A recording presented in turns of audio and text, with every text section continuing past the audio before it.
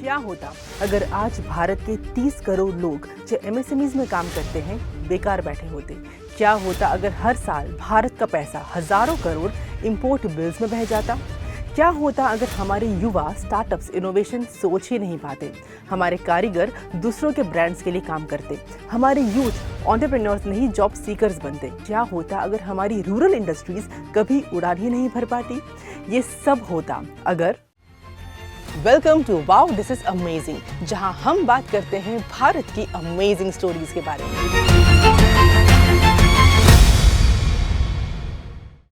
शायद हमने भी कभी नहीं सोचा था कि ऐसा वक्त आएगा जब पीपीई किट से लेकर मिसाइल्स तक, यूपीआई से मेट्रो कोचेस और वंदे भारत ट्रेन तक, नेवी शिप्स से 5G और अब 6G और पूरा डिजिटल पब्लिक इंफ्रास्ट्रक्चर तक यही बनाएंगे। आज की ग्लोबल अनसर्टेनिटी में आज भारत कह रहा है हम आत्मनिर्भर भी बनेंगे और दूसरे देशों का सहारा भी। Наши друзья в Индии и премьер-министр, большой друг России, господин Моди, он целую концепцию выделил несколько лет назад. Сделано в Индии. Ну и, знаете, эффекты есть. Реально эффект для индийской экономики ощутимый. Вот не грех повторять то, что изобретено, если и не нами, то нашими друзьями, и хорошо работает. India has an energy that we don't find elsewhere in the world, and we want to catch on to that energy. French defense companies can and want to play an even more active role in India to implement the Atmanirbhar Bharat vision. Today, the world is ready to make in India and make for the world.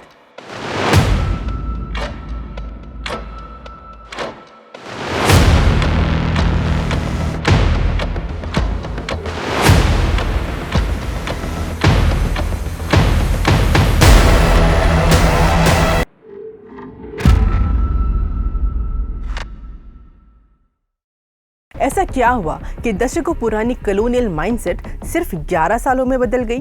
2020 याद है, दुनिया रुक सी गई थी, supply chains टूट रही थी, vaccine की कमी थी, लेकिन भारत को आपदा को अवसर में बदलने आता है। हमने पहली बार बड़े स्केल पर अपनी आंखों से कोविड के समय इस देश को संभलते हुए देखा है।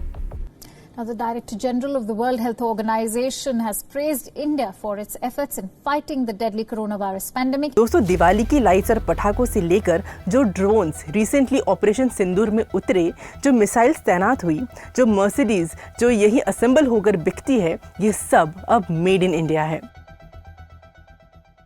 ऐसा नहीं है कि आत्मनिर्भरता की सफलता सिर्फ बड़े शहरों तक लिमिटेड रही। रियलिटी ये है कि आत्मनिर्भर भारत का रियल ग्राउंड वर्क छोटे शहरों में ही हुआ।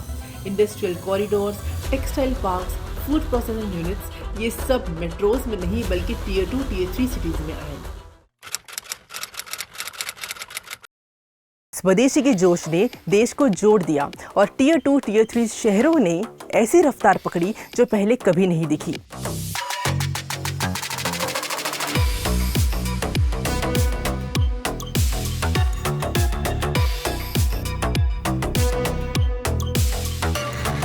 बिहार के हाजीपुर से बनने वाले सेफ्टी शूज आज रशियन सोल्जर्स तक पहुंच रहे हैं और कश्मीर के अनंतनाग के विलो बैट्स आज इंटरनेशनल क्रिकेट्स में यूज हो रहे हैं।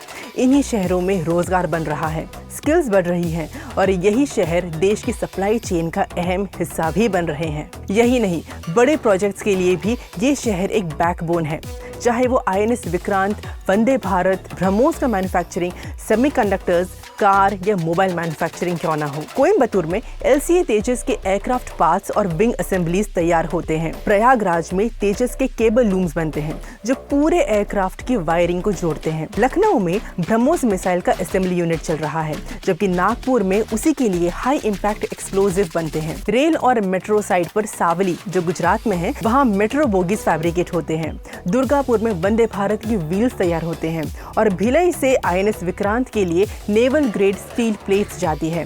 जमशेदपुर अपनी हेवी इंजीनियरिंग और स्पेशल स्टील से ही पूरी चेन को मजबूती देता है। तो बॉटम लाइन ये है कि आत्मनिर्भर भारत ने पूरे देश को एक ही सर्किट में जोड़ दिया है, जिसका करंट पूरे देश को टर्बो चार्ज करता है।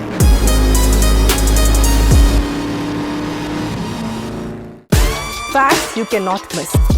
डिड यू नो, भारत ने एंटीबायोटिक पेनिसिलिन का प्रोडक्शन 30 साल के बाद फिर से शुरू किया, cutting down imports by 85%। Bharat का इंडिजिनस 4G स्टैक भी तैयार है। आज भारत का नाम कुछ गिने चुने देशों में है जिनके पास अपना खुद का 4G स्टैक है। नोएडा में भारत की पहली टेम्पर्ड ग्लास फैक्ट्री की शुरुआत हुई। इस साल के इंडिपेंडेंस डे पर लाल किले पर 21 तोपों की सलामी मेड इन इंडिया गन्स से दी गई। 95% of the space components in Indian rockets are indigenous. India has developed its first indigenous MRI machine. India's solar module manufacturing capacity has surged to 100 gigawatt.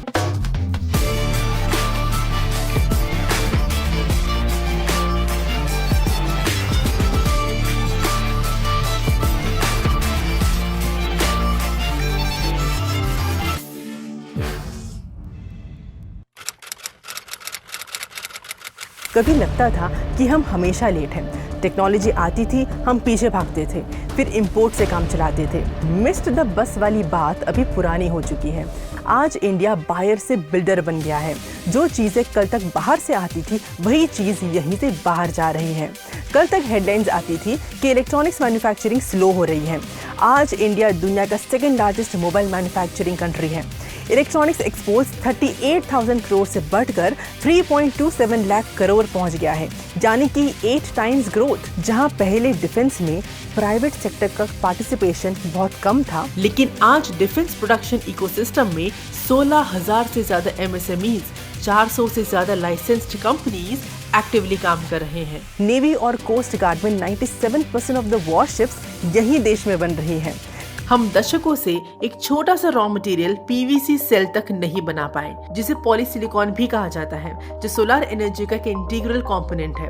लेकिन आज we have crossed 100 gigawatt solar PV module manufacturing capacity and India is the world's 3rd largest generator of wind and solar power. जहां बच्चे China के खिलौनों से खेलते थे, आज इंडिया की टॉय इंडस्ट्री साल में 400 मिलियन वर्थ ऑफ टॉयज बनाकर 153 देशों को एक्सपोर्ट कर रही है। जहां सेमीकंडक्टर्स के लिए कहा जाता था कि India has missed the bus, आज भारत में एक नहीं, 2 नहीं, बल्कि 10 सेमीकंडक्टर प्रोजेक्ट्स चल रहे हैं। माइक्रॉन से लेकर केन्स तक, गुजरात से लेकर अरुणाचल प्रदेश तक, पूरा देश एक नया सेमीकंडक्टर इकोसिस्टम पावर कर रहा है। हम अक्सर कहते हैं कि भारत मिस्ड द बस।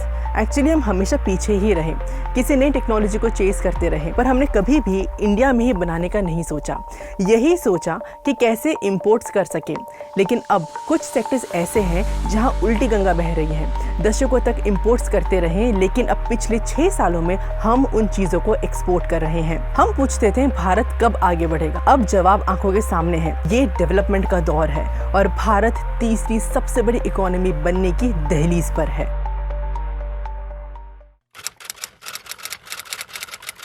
ये जितने भी प्लेटफॉर्म्स हैं, मेरे देश के नौजवानों में चुनौती करता हूं आपको, आइए हमारे अपने प्लेटफॉर्म क्यों ना हो, हम क्यों दूसरों पर निर्भर रहे।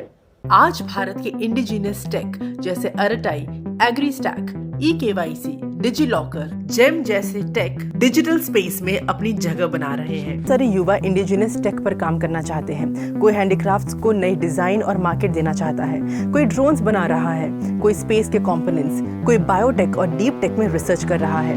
जैसे अचानक से भारतीयों का मनोबल बढ़ गया हो, जोश भी है, टैलेंट भी, और अब पूरे इकोसिस्टम का सहारा भी। भारत आज दुनिया का तीसरा सबसे बड़ा स्टार्टअप इकोसिस्टम बन चुका है। इसी के साथ GI टैक्स की बढ़ोतरी ने लोकल पहचान को ग्लोबल बाजार तक पहुंचाया और विश्वकर्मा जैसी योजनाओं ने कारीगर और पारंपरिक स्किल्स को ट्रेनिंग, टूल्स और मार्केट एक्सेस देकर असली एम्पावरमेंट दिया। लेकिन भारत का मकसद आत्मनिर्भर बनकर दुनिया की मदद करना भी है। आज हम ग्लोबल साउथ जैसे देशों को अपना DPI, 4G telecom stack, digital payments का ज्ञान और टेक्नोलॉजी शेयर कर रहे हैं। हमारा हौसला बढ़ रहा है और अपनी क्षमताओं पर भरोसा भी मजबूत हो रहा है। अगर हमारा कोई दुश्मन है तो वो है दूसरे देशों पर हमारी निर्भरता। जितनी ज्यादा विदेशी निर्भरता, उतनी ज्यादा देश की विफलता। विश्व में शांति, स्थिरता और समृद्धि के लिए दुनिया की सबसे बड़ी आबादी वाले देश को आत्मनिर्भर बनना ही होगा। पीएम मोदी सिर्फ आर्थिक स्वतंत्रता की बात नहीं बता रहे, वे हमारी गुलामी वाली सोच से मुक्त होने की बात बता रहे हैं। हम आज़ाद तो 1947 में हो गए थे, पर हमारी सोच वो अब भी इम्पोर्टेड थी। हमारी पूरी पीढ़ी इसी कंडीशनिंग में बड़ी हुई कि विदेशी का मतलब अच्छा, विदेशी से आया मतलब भरोसेमंद और भारतीय मतलब सस्ता या साधारण। जब हम कॉलेज में थे तब हमारा सपना था कि हम एमएनसी में नौकरी करेंगे। किसी को साइंटिस्ट बनना था लेकिन नासा में, किसी को कोडर बनना था लेकिन सिलिकॉन वैली में। और इतना गहरा असर था इस सोच का कि अगर कोई भारतीय चीज सफल भी हो जाए तो हम तब तक उस पर भरोसा नहीं करते थे जब तक उसे कोई विदेशी मीडिया कूल या इनोवेटिव ना कहे। लेकिन आज अब मोबाइल खरीदते हुए भी बच्चा पूछता है कि पापा ये मेड इन इंडिया ही है ना? ये सवाल भारत में एक नई चेतना के जन्म का प्रतीक है। किसी भी देश की सोच जब दशकों तक किसी एक दिशा में चलती है तो उसे मोड़ना आसान नहीं होता। लेकिन पीएम मोदी के आत्मनिर्भर भारत ने, make in India make for the world ने हमारी सोच, हमारा सिस्टम और हमारे सपनों को रीसेट किया है। अब सवाल ये नहीं है कि भारत बना सकता है या नहीं, सवाल ये है कि भारत और क्या और कितना बना रहा है। लेकिन ये सक्सेस स्टोरी तभी पूरी होगी जब आपका और मेरा कंट्रीब्यूशन साथ हो। हमारी हर स्वदेशी चॉइस भारत को बनाती है। बाय स्वदेशी, यूज स्वदेशी, build Bharat, and tell us in comments how are you contributing to this Make in India movement.